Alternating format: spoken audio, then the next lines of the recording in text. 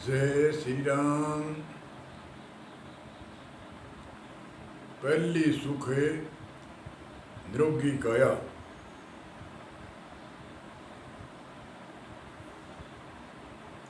आयुर्वेद के आचार्य जितने भी आचार्य हुए, सुश्रुत आचार्य, ऋषि आयुर्वेद आचार्य, सर्क ऋषि आचार्य आयुर्वेद, भागवत ऋषि, तंत्र वेद आदि आदि बड़े बड़े ऋषि मुनि आचार्य, वेद आचार्य, स्वसत्य के लिए आचार्य हुए। उन्होंने पहला सूत्र बताया, पहले सुख है निरोगी काया। पहला सुख होता है शरीर निरोग हो। शरीर निरोग होता है, कोई भी जीविका के लिए कोई भी कार्य करेगा, वह कोई भी डिमांड खड़ी करेगा जीविका के लिए, चाहे खेती करो, चाहे व्यापार करो, चाहे उद्योग धंधा, कोई भी नौकरी पेशा, सरकारी नौकरी या प्राइवेट नौकरी या विद्या अध्ययन करे, जो भी संसारिक भौतिकवाद के कार्य करते हैं, उसमें पहला सुख है निरोगी काया। अगर निरोग काया नहीं होती तो धन संपत्ति, अगर ये पूर्व बुजुर्गों की अगर संचित घर पर है तो वो निरोग शरीर नहीं है तो उसके लिए कोई काम भी नहीं। निरोग शरीर नहीं है तो विद्या अध्ययन कर ली, अनेक तरह की विद्या जानता है कोई मनुष्य, और शरीर निरोग नहीं है तो विद्या भी कोई काम भी नहीं। इसलिए पहला सूत्र तर्क साहित्य, तर्क ऋषि का, आयुर्वेद का पहला सूत्र वह है, पहला सुख निरोगी काया। जितने भी ऋषि मुनि आचार्य, तर्क ऋषि, भागवत ऋषि, सुश्रोत ऋषि, वेदों के आयुर्वेद के आचार्य हुए, तंत्र वेद आदि, सब ने पहले शरीर निरोग रहने के लिए अधिक उपाय बताए। शरीर निरोग होगा तो सब कुछ होगा, और शरीर निरोग नहीं है तो कुछ भी नहीं। इसलिए शरीर निरोग रखने के कई सूत्र, आजकल वैज्ञानिक युग है, इसमें यंत्र है वैज्ञानिक, जैसे मोबाइल में अनेक आचार्य विद्वान ऋषि मुनियों के सूत्र आते हैं, अनेक ऋषि महात्माओं के सूत्र आते हैं निरोग शरीर रहने के लिए। तो हमें उस पर थोड़ा थोड़ा विचार करके वह सूत्र धारण करना चाहिए। पहले रात को हम सोएं, 9 या 10 बजे से पहले हम सोएं, और मुंह में कूड़ा दांतल करके हम सोएं। कूड़ा दांतल क्यों? क्या धान का कण कोई दांतों के बीच में न रहे। और सुबह उठते ही 3 गिलास या 1.25 लीटर पानी बिना कुल्ला करे सुबह की लार मुंह के अंदर जानी चाहिए, क्योंकि लार के अंदर ऐसे गुण होते हैं, उसको अमृत कहते हैं, वो कृमि कीटाणु हमारे शरीर में उसको नष्ट करती है। और ब्रेड में सुबह का पानी जो जाता है तो उसमें ब्रेड में दूषित ब्रेड है उसको शुद्ध करती है, कोलेस्ट्रॉल को ख़त्म करती है। गड अपने ब्रेड को सुबह का पानी 1.25 लीटर पानी हम मुंह की लार समेत पिएंगे, और बैठ कर पिएंगे, और घूट घूट पी कर पिएंगे, तो वो इंजेक्शन लगाने से भी बेहतर काम करता है। हमारे शरीर के अंदर 75-70% जल होता है ब्रेड में, और हम जल पीते ही भी नहीं हैं, बहुत कम पीते हैं। जल 70% जल ब्रेड में होता है, रूम रूम में जल होता है, हर द्वार में जल होता है, और जल सारे शरीर में, जल का ही जीवन है। और जल की हम कमी करेंगे, अनेक रोगों की व्याधियाँ हमारी पैदा होंगी। और सुबह का जो 1.25 लीटर जल, गुनगुना जल पीने से कब्जी नाम की वस्तु शरीर में नहीं रहती, और कब्जी नहीं रहेगी, आँख साफ रहेगी, तो आँत साफ रहेगी तो शरीर स्वस्थ रहेगा। और एक दिन आँत साफ नहीं होती उस दिन बेचैनी होती है।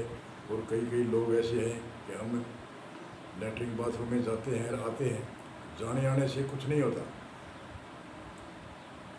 आँत एकदम बिल्कुल साफ होनी चाहिए। साफ इसलिए होगी कि 1.25 लीटर गुनगुना पानी सुबह पिएंगे, गुनगुना पानी घूंट घूंट पिएंगे तो उससे 100% 15वें दिन ऐसा पेट होगा जैसे बाल्टी पानी होती है, एकदम मुंदी करने से सारी एकदम खाली हो जाती है, कोई नहीं रहती कुछ भी। इस तरह से हमारी आँत ऐसी होगी कि बिल्कुल साफ। आँत साफ होगी तो सारी शरीर की प्रक्रिया अच्छी होगी। इसलिए जल फूल पीना और खाने पीने के अंदर सलाद को कभी शाम को नहीं खाना चाहिए। सलाद को जितना भी खाए खास को उतना सुबह 2 बजे से पहले 3 बजे से पहले कितना भी सलाद खाओ। शाम को हल्का भोजन और कम भोजन, सुबह जल्दी जल पीना, जल के बाद में इधर उधर स्नान आदि करके योग आदि करना। और खेती के काम करने वाला है उसको योग करने की जरूरी नहीं, क्योंकि उसमें एक्सरसाइज होता है, सूर्य का प्रकाश लगता है, सूर्य से विटामिन डी मिलती है। अनेक तरह की विटामिन डी की गोलियाँ हम लेते हैं, गोली साइड इफेक्ट करती है। और सूर्य का जो सुबह सुबह का प्रकाश है वो विटामिन डी एक ऐसा तत्व है जो विटामिन डी शरीर में नहीं होता तो बीमारी ठीक नहीं होती। और विटामिन डी की पूर्ति होती है तो और जितनी भी दवाई हम लेंगे वह काम करेगी। तो इसलिए विटामिन डी सूर्य से पूर्ति होती है। वर्जिश करने वाला, खेती करने वाला जो भी वर्जिश करता है, जो मिलिट्री विभाग में जाता है, पुलिस विभाग में जाता है, जो परेड करता है, उसको एक्सरसाइज करने की ज़्यादा ज़रूरी नहीं। और बाकी जो खाली बैठे हैं उनको योग कम से कम 40 मिनट या 1 घंटा तो करना ही चाहिए। कुछ पैदल चलना चाहिए। बुजुर्ग आदमी है उसको दौड़ नहीं कर सकते, हम तो 3 किलोमीटर जाना आना कर सकते हैं। इसलिए सभी को, महिला आदि है घर का काम करती है, ऑटोमेटिक ही व्यायाम होता है, एक्सरसाइज होता है। जो एकदम कुछ काम नहीं करते उसके लिए योग आदि करने बहुत ज़रूरी है। तो शरीर की एक्सरसाइज करो, एक्सरसाइज के साथ साथ में भोजन का ध्यान रखो। भोजन हमेशा ही सुबह नाश्ता करो, सुबह जूस पियो, कोई भी फल खाओ, सुबह खाओ, सलाद खाओ, फल खाओ। और दोपहर 2 बजे या 2 बजे तक सलाद वगैरह खा सकते हैं। शाम को सलाद खाएगा उसकी चर्बी बढ़ने में 100% चर्बी बढ़ेगी। और चर्बी वो बढ़ी हुई चर्बी कोई दवाई या एक्सरसाइज से जल्दी से मिटने वाली नहीं है। मैंने ऐसे कई उदाहरण देखे हैं जो शराब नहीं पीता और उसकी चर्बी अनाप शनाप चर्बी भी बढ़ गई। तो मैंने 1-2 ऐसे देखे जो 6-7 साल से वे फुल सलाद शाम को खाते थे, क्योंकि दिन में उसके ऐसा ही काम था जिसमें दिन में वो बिजी रहते थे और शाम को वो सलाद खाते थे। उनका शरीर की चर्बी ऐसी बढ़ी है जो पूछो ही मत। तो कहने का अर्थ है शाम को सलाद नहीं खाना चाहिए, शाम को हल्का भोजन खाओ, सुबह भोजन भरपेट खाओ, पराठी मार के चबा चबा के खाओ। और दोपहर तक भोजन जवान है वो काम करने वाला है या काम नहीं करने वाला, जवानी में भूख लगती है इसलिए दोपहर भोजन चबा चबा कर खाओ, फुल खाओ। तो शाम को ऑटोमेटिक ही भूख कम लगेगी। और 9-10 बजे के बीच में सोना और 5 बजे के आसपास जगना, तो नींद पूरी लेगी। आजकल टेलीविज़न देखना, मोबाइल देखना, आँखों की रोशनी खराब होती है, उससे दिमाग की परसेंट कम होती है।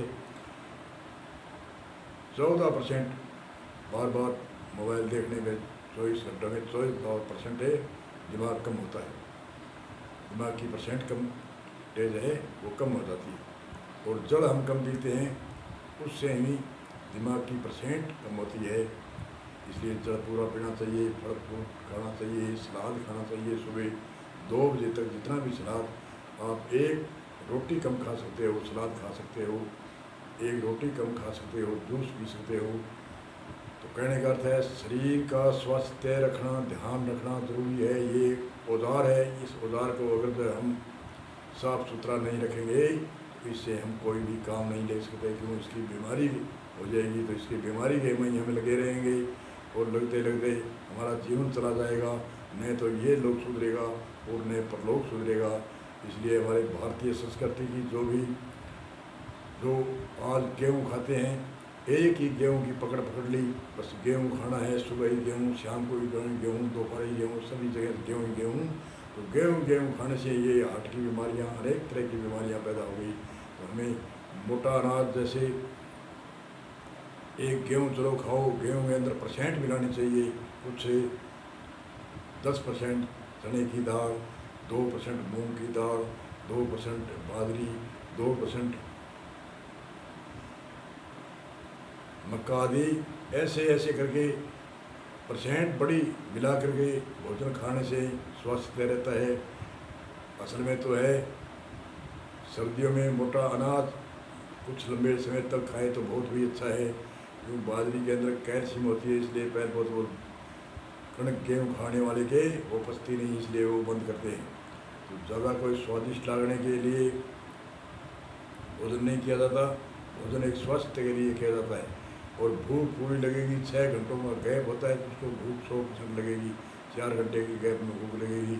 और बार बार हम चबाते रहेंगे, अब खा लिया, 1 मिनट बाद में खा लिया, 20 मिनट बाद में कुछ खा लिया, ऐसे खाने से स्वास्थ्य खराब भी होता है और बार बार खाने से पाचन तंत्र खराब होता है और मन की वृत्तियाँ खराब होती है, चित्त की वृत्तियाँ खराब होती है और बुद्धि दिमाग को भ्रष्ट होने लगती है, चिड़चिड़ापन आता है और सात्विक और बुद्धि नहीं रहती, राजसी और तामसी बुद्धि का प्रभाव होता है। इसलिए मनुष्य का जो पतन होता चलता है। इसलिए भोजन सात्विक खाएगा उसको सात्विक ही बुद्धि आएगी और सात्विक उसके विचार होंगे। बार बार हमें ये ध्यान रखना है कि सात्विक भोजन खाएं और सात्विक ही बुद्धि हमारे शरीर के अंदर, हमारे मनुष्य के अंदर 3 प्रकार की बुद्धि हर ऋषियों ने बताई है। कृष्ण जी गीता में कहते हैं मनुष्य की 3 प्रकार की बुद्धि है, राजसी, तामसी और सात्विक। और राजसी और तामसी बुद्धि का त्याग करके सात्विक बुद्धि में प्रवेश रखना चाहिए। हम कहते भी है कि फलाना आदमी बड़ा तामसी है, वो फलाना आदमी बड़ा तमोगुणी है, तो अमुक आदमी बड़ा सात्विक है। तो सात्विक स्वभाव, सात्विक बुद्धि में प्रवेश रखेगा तो सात्विक बुद्धि में न तो रोग पैदा होगा और न यादाश्त कम होगी और न कोई समाज में कोई अपकीर्ति होगी, सम्मान ही सम्मान बढ़ेगा। इसलिए सात्विक बुद्धि कृष्ण जी बार बार कृष्ण अर्जुन को कहते हैं, हे अर्जुन, सात्विक बुद्धि को तुम धारण कर और राजसी और तामसी बुद्धि को तुम त्याग करे। तो राजसी बुद्धि और तामसी बुद्धि का त्याग का कृष्ण उपदेश देते हैं, फिर भी लड़ाई कराते हैं और युद्ध में जिताते हैं। ऐसे कई कहते हैं कि राजसी बुद्धि हम त्याग देते हैं तो हमें जोश नहीं आता, जोश आता है। जोश समय, जहाँ जोश का समय होता है वहाँ जोश लगाना जरूरी है, जहाँ त्याग का समय होता है वहाँ त्याग करना जरूरी है और जहाँ सात्विकता जानी है वहाँ सात्विकता जानी जरूरी है। इसलिए सात्विक बुद्धि और मतलब सिर्फ बोले 4 दोष वाणी में है, निंदा, झूठ, कठोर, चपलता। निंदा करनी, झूठ बोलना, कठोर बोलना, चपलता ज़्यादा बोलना, ये 4 वाणी के दोषों को त्याग के मनुष्य को सात्विक स्वभाव में रहना चाहिए। इसलिए पहली सुख निरोगी काया एक पहला भाग है और 2-4 भाग स्वास्थ्य के लिए और भारतीय संस्कृति के लिए, भारतीय वास्तुशास्त्र के तनाव के लिए, विदेशी पाश्चात्य प्रभाव को मिटाने के लिए कई भाग में ये सूत्र बताए गए हैं। ये पहला भाग है। बोलो सतगुरु भगवान।